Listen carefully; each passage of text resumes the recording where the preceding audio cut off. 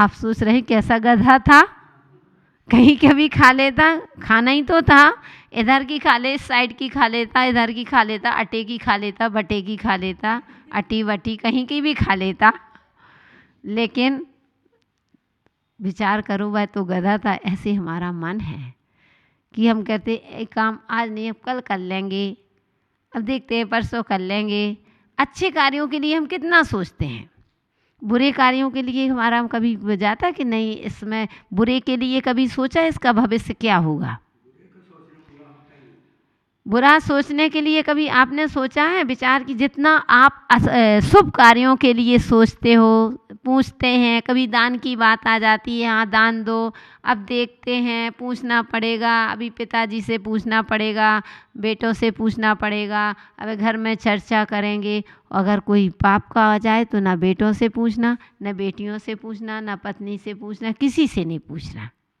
पाप के लिए हम, इसीलिए कल भी हमने बताया था कि आज जब पाप के पास व्यक्ति दौड़ करके पहुंचता है, ये मन तुरंत करने के लिए तैयार हो जाता है, और जब पुण्य की क्रियाएं होता है तो सोचना पड़ता है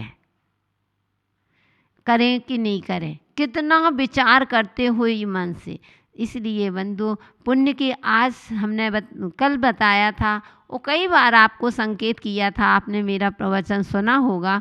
तो मैं यही कहती हूँ कि पाप के पास व्यक्ति चला कर के जाता है, और पुण्य के पास व्यक्ति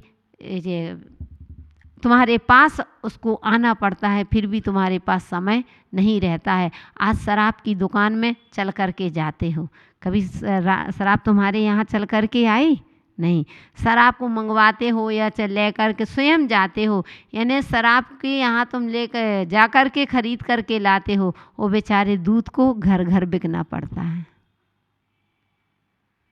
यही स्थिति है कि अच्छाइयों के लिए व्यक्ति घर घर जाते फिर भी समय नहीं रहता, मन विचार ही नहीं करता कि करना कि नहीं करना। वो अशुभ के लिए आज पिक्चर देख लो, मंदिर के पिक्चर हॉल, आज मंदिर के हॉल देखो, पिक्चर हॉल देखो, जहाँ पैसा दे करके भी पिक्चर हॉल भरे मिलेंगे, और जहाँ पैसा नहीं लगना है, जहाँ पुण्य की क्रियाएं होना है, वहाँ के हॉल खाली डले हैं। मैं यहाँ की बात नहीं कर रही, घर घर की, नगर नगर, घाट घाट का पानी पी करके आते हैं, सब जगह की स्थिति देखते हैं। दीमापुर में तो फिर भी बहुत अच्छा है, भक्त समाज है, अच्छा है, अच्छा चल रहा है। और वो दीमापुर का तो हर जगह अच्छा नाम है, जहाँ भी जाओ तो दीमापुर का नाम पहले आता है भक्ति में। मैं यहाँ की बात नहीं कर रही, मैं तो हर जगह की देखती हूँ। आज संसार के बहुत सारे, मैंने बताया 26 वर्ष हो गए दीक्षा, 25 वर्ष हो गए पूरी दीक्षा संयम को लिए हुए, और इस मार्ग में निकले 26 वर्ष हो गए। 26 वर्ष में अनुभव किए हैं कि आज व्यक्ति का मन जो होता है पाप में ज़्यादा जाता है, और बहुत सारे लोग तो ऐसे होते हैं पाप कर्म के उदय में मन जाएगा तो सावधान नहीं होते हैं, कहते हैं कि अब मन जा ही रहा है तो कर लो ना, अब मन इसमें जाता है इसलिए कर लेते हैं। नहीं, कंट्रोल करो, क्यों अपनी पुण्य वर्गणाओं को छीन कर रहे हो? जब हमारा पाप कर्म का उदय आता तो लो, अब मन तो लग ही है तो जाओ। अरे तुमने गद्दी छोड़ दी तो फिर क्या तुम्हारे भाव बढ़ने की उम्मीद रहेगी?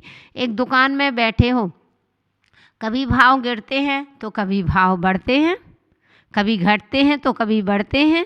अगर तुमने सोचो भाव गिर गए तो अब तुम गद्दी ही छोड़ दो, तो भाव बढ़ने की कोई उम्मीद नहीं है। और गद्दी में अभी गद्दी नहीं छोड़ी तो अभी आज भाव गिरे हैं तो कल भाव बढ़ भी सकते हैं, और गद्दी को छोड़ दिया तो कुछ नहीं। ऐसे ही आज हमारे परिणाम कभी गिर जाते हैं, अब हमें करना ही नहीं है, लो एक डला नहीं करो, नहीं लगता है फिर भी करो, फिर भी करो। कम से कम वचन से तो हमारा नमोकार मन चल रहा ना, मन ही तो इधर उधर जा रहा है। वचन से, काय से तो हम बैठे ना, काय से तो हम पूजन कर ही रहे हैं, काय से तो हम स्वाध्याय कर ही रहे हैं, जिनवाणी हमारे हाथ में है, और मुख से हम पढ़ भी रहे। नहीं लगने दो, मन से वचन से, मन से नहीं लग रहा, लेकिन वचन और काय से तो हमारा पुण्य की वर्गणाएं को हम इकट्ठा कर सकते हैं। लेकिन ऐसे ऐसे संसार में मूर्ख प्राणी होते हैं, ऐसे ऐसे संसार में व्यक्ति होते हैं कि पुण्य के लिए अगर पाप का मन हुआ तो पाप कहते हैं, जब मन ही कर रहा तो हम तो कर ही लेते, लग रहा तो और लग जाएगा। ओहो, हे भवआत्माओं, कहाँ भटक रहे हो?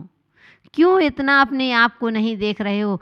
आज दिख नहीं रहा, और जब पाप की समय, जब पाप उदय में आएगा, तब पता चलेगा कि मैंने ऐसा किया होगा। इसलिए पाप की क्रियाओं से बचें।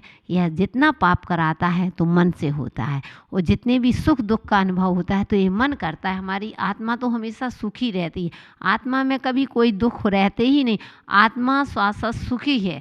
आत्मा में कोई ना रोग है, ना कोई आदि है, ना कोई व्याधि है, ना कोई उपाधि है। आत्मा में किसी, आत्मा अपने स्वभाव में, आत्मा का स्वभाव है क्षमा में रहना, आत्मा का स्वभाव है ज्ञान दर्शन में अपने संलग्न रहना। वो हमारी आत्मा में अनंत ज्ञान है, लेकिन हमारे ज्ञानावरणी कर्म का उदय है, हमें ज्ञान नहीं आ पाता। हमारी आत्मा में कोई रोग नहीं, आत्मा में कोई शोक नहीं, आत्मा में किसी भी प्रकार का दुख कष्ट नहीं। इस शरीर को लगा तो इस मन की भ्रांति के कारण इस मन से हम विचलित हो जाते हैं। तो अपने मन को कंट्रोल करें और पुण्य की क्रियाओं में लगाएं। पाप में न जा कर के पुण्य में लगाएंगे तो हमारा जीवन सफल होगा। ऐसी पुनीत भावना के साथ जय बोलिए महावीर भगवान की जय। धर्म स्नेही भव्यात्माओं,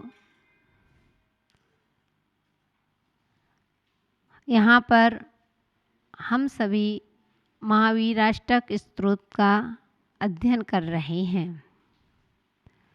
इसको महावीराष्टक, भगवान महावीर भगवान के हम वंशज, और हम भगवान महावीर की स्तुति करके एक दिन हम नियम से महावीर बनेंगे।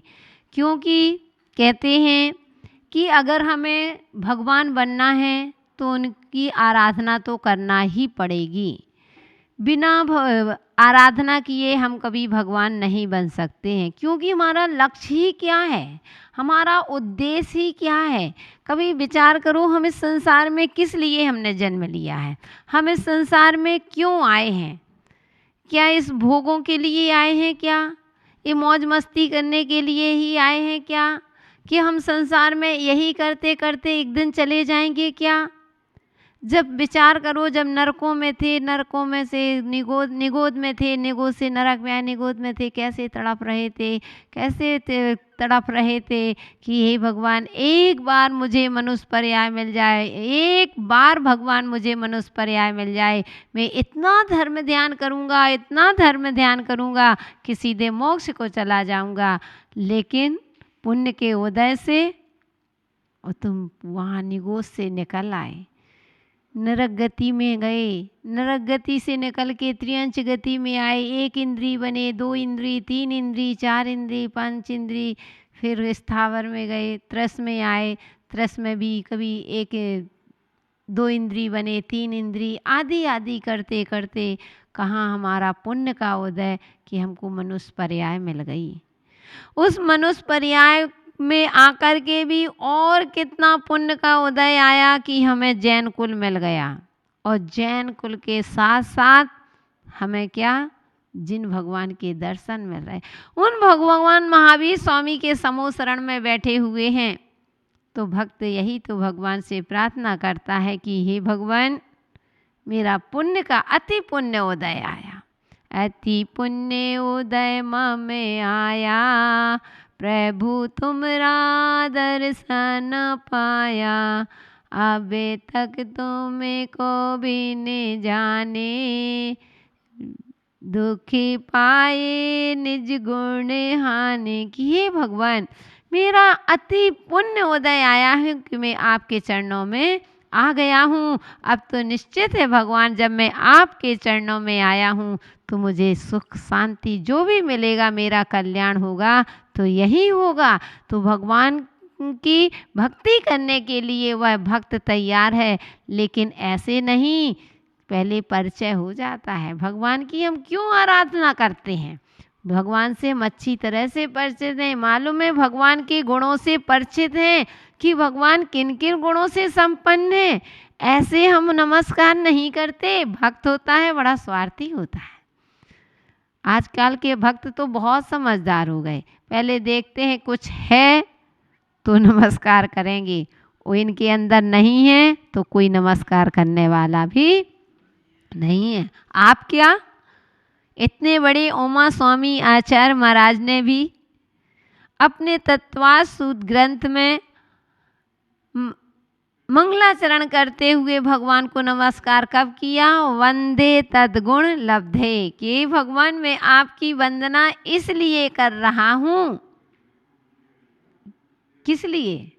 कि जो गुण आप में है वही गुण मुझ में आ जाए, इसलिए मैं वंदना कर रहा हूँ भगवान। फालतू में वंदना नहीं कर रहा हूँ मैं भगवान, मैं आपको फालतू का नमस्कार नहीं कर रहा हूँ। तो इतने बड़े उमा स्वामी आचार्य, तो हम वो आप किस खेत की मूली हैं, हम लोग तो करेंगे ही। तो इसलिए वह भक्त भगवान के चरणों में जाकर के उन भगवान महावीर की स्तुति कर रहा है। और क्या कर रहे हैं कि भगवान कैसे हैं?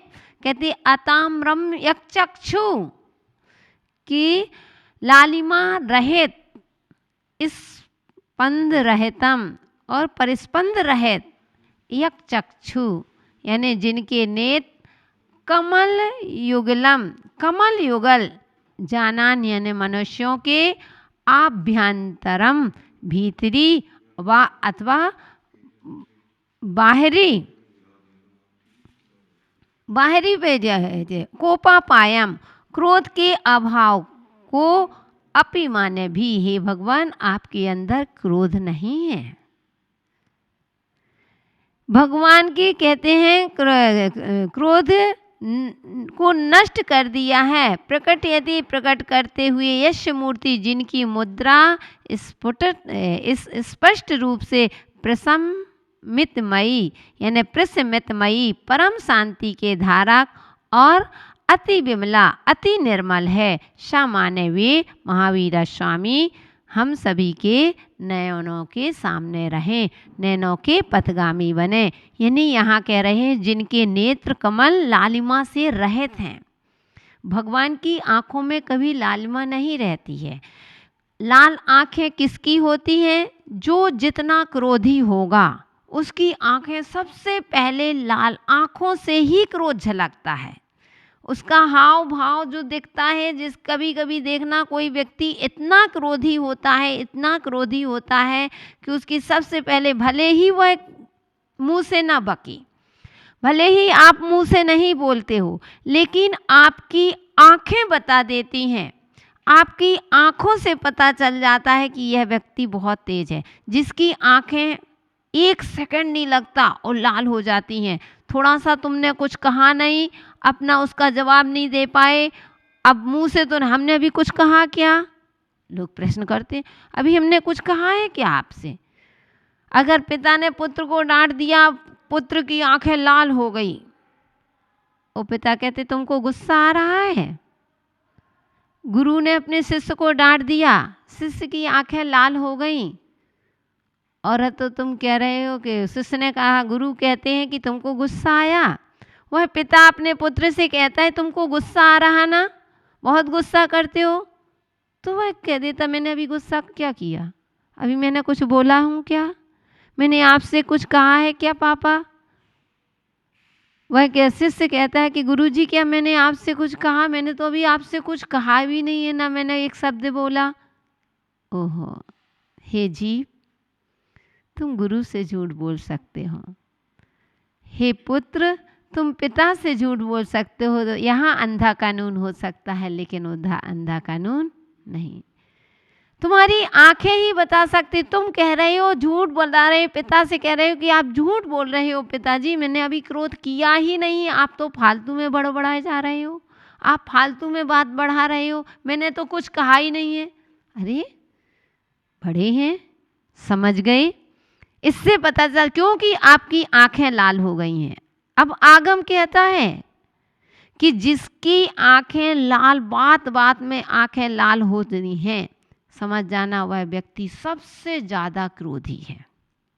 क्योंकि बहुत नज़र आता ना, कभी देखते हैं अपन कि क्या होता है कि सामने वाले के भले न प्रकट कर पाए, मुंह से न कुछ नहीं कह पाता, लेकिन आंखें लाल हो जाती हैं। हमने तो कई लोगों को देखते हैं, संग में भी देखते, कभी कभी आंखें लाल हो जाती हैं। अरे इससे पता चल जाता है कि यह व्यक्ति क्रोधी बहुत है। इसलिए हमें क्रोध, तो भगवान जिनके नेत्र कमल लालिमा से रहित होने से वो अंतरंग में क्रोध का सर्वथा अभाव है। वैसे नहीं बाहर से, बाहर का क्रोध अलग होता है, अंतरंग का क्रोध अलग होता है। कभी कभी बाहर से तो व्यक्ति बहुत शांत रहता है, लेकिन जितना बाहर से क्रोध नहीं करता है उतना ध्यान रखना अंतरंग से क्रोध होता है। मन ही मन में इतना द्वंद्व चल रहा है, इतना बेमनस्ताएं चल रही हैं, अंदर मन में विकल्प चल रही हैं, मुझे ऐसा कह दिया, मुझे ऐसा, आप कह नहीं पाते, मालूम है कि वह निर्मल है, निर्बल है। वैसे हम निर्बल हैं, वो सबल है। सामने दिख रहा है कि अगर हम एक कहेंगे हमें चार और सुनना पड़ेगी। अगर हमसे बहस करना, ये चार जनों के सामने हमको कुछ भी बोल देता है, उस समय आपका क्रोध शांत, आप शांत हो गए, लेकिन क्रोध शांत नहीं हुआ। आप इसके लिए शांत हो गए कि कहीं कौन अपनी इज्जत को खराब करे, कौन अपनी इज्जत गिराए, इसलिए शांत हो गए। लेकिन क्या तुम्हारा क्रोध शांत हुआ क्या? क्रोध शांत तो वो होता है कि वह, जैसे एक बार जब व्यक्ति, महात्मा गांधी के बारे में पता चलता है कि एक व्यक्ति ने थूक दिया, उनके ऊपर थूक दिया, उनने लिया कागज़ से लेकर के थूक को और फेंक दिया और हाथ धो लिए। क्या आपके अंदर इतना है, कोई तुमको कुछ कह दे तो ईंट का जवाब पत्थर से देते हो, एक कहे तो चार सुनाते हो, एक क्रोध कहाँ ले जाने वाला। वो ज़्यादा मैंने अभी बताया है कि जो जितना क्रोधी होता है, सोच लेना हमारे भाव क्रोध के चल रहे हैं, हमारी कौन सी लेस्या चल रही है? कृष्ण लेस्या। कृष्ण लेस्या चलना यानी ये ध्यान रखना, किसी समय अगर इसी समय तुम्हें आयु का बंध हो गया तो नियम से निगोद के कारण नरक की गामी बनोगे, नरक जाओगे, इतना सा क्रोध करने में। इसलिए हमें नहीं, भगवान के लिए कह रहा है, भक्त कह रहा है कि भगवान हम इसलिए आपको इसलिए पूज रहे हैं, हम आपकी वंदना, हे प्रभु मैं आपकी वंदना इसलिए कर रहा हूँ क्योंकि आपका क्रोध का सर्वथा अभाव हो गया है, ना ऊपर से है ना अंदर से है। कभी कभी ऊपर से कोई गुस्सा करता है, अंदर से नहीं रहता है, और कोई कोई होता है कि अंदर से नहीं करता है तो ऊपर से करता है, ऊपर से करता तो अंदर से नहीं। और कभी कभी दोनों होते हैं, बाहर से भी दिखता है और अंदर से भी दिखता है। अंदर से क्रोध क्या, किसी ने कह दिया, मुंह से कुछ नहीं कहते, कसाय बना के बैठ गए, नहीं बोलना, हमें बात करना ही नहीं है, हमें क्या करना बात करके, रहने दो, मुझे कुछ नहीं कहना। ये हो गया तुम्हारी अंदर की कसाय चल रही, क्रोध है अभी।